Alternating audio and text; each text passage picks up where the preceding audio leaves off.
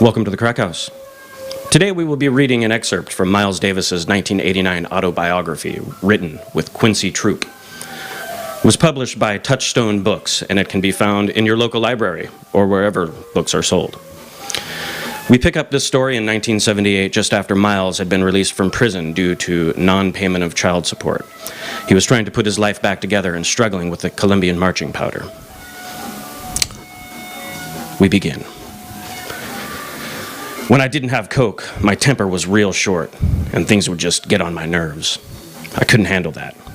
I didn't listen to any music or read anything during this period, so I would snort coke, get tired of that because I wanted to go to sleep, and then take a sleeping pill. Even then, I didn't want to go to sleep, so I'd go out at 4 a.m. and prowl the streets like a werewolf or Dracula. I'd go to an after-hours joint, snort more coke, get tired of all the simple motherfuckers who hang out in those joints. So I'd leave, come home with a bitch, snort some, take a sleeping pill. All I was doing was bouncing up and down. That was 4 people, because being a Gemini, I'm already 2. 2 people without the coke and 2 more with the coke. I was 4 different people. 2 of them people had consciences and 2 didn't. I would look into the mirror and see a whole fucking movie, a horror movie. In the mirror, I would see all these 4 faces. I was hallucinating all the time. Seeing things that weren't there, hearing shit that wasn't there for days without sleeping and taking. All these drugs will do that to you.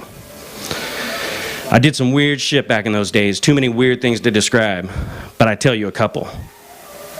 I remember one day when I was really paranoid from snorting and staying up all the time.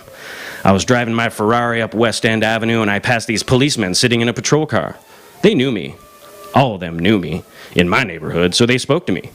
When I got about 2 blocks away from them, I became paranoid and thought that there was a conspiracy to get me, bust me for some drugs. I looked down at the compartment on the door and I see this white powder. I never took coke out of the house with me. It's winter and snowing and some snow got inside the car, but I didn't realize that. I thought it was some coke that someone had planted in the car just so I could get busted. I panicked.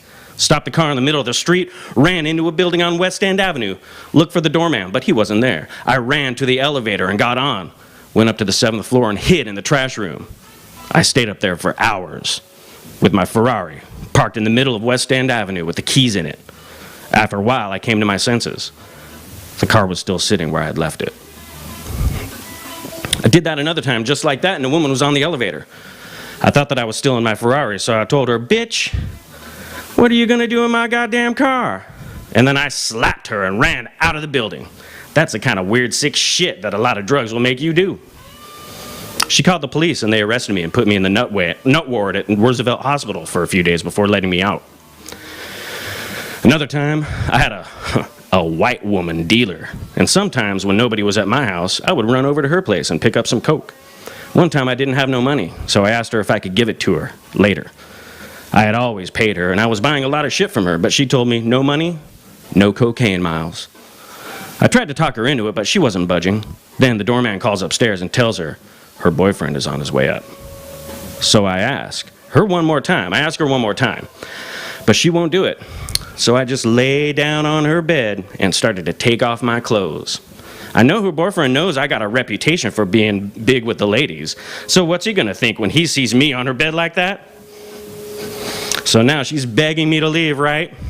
But I'm just laying there with my dick in one hand and the other hand out for the dope. And I'm grinning too, because I know she's going to give it to me. And she does.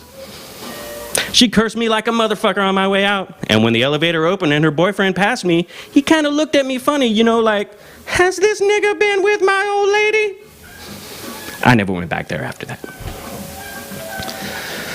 That, my friends, Miles Davis. 1989 autobiography, Touchstone Books.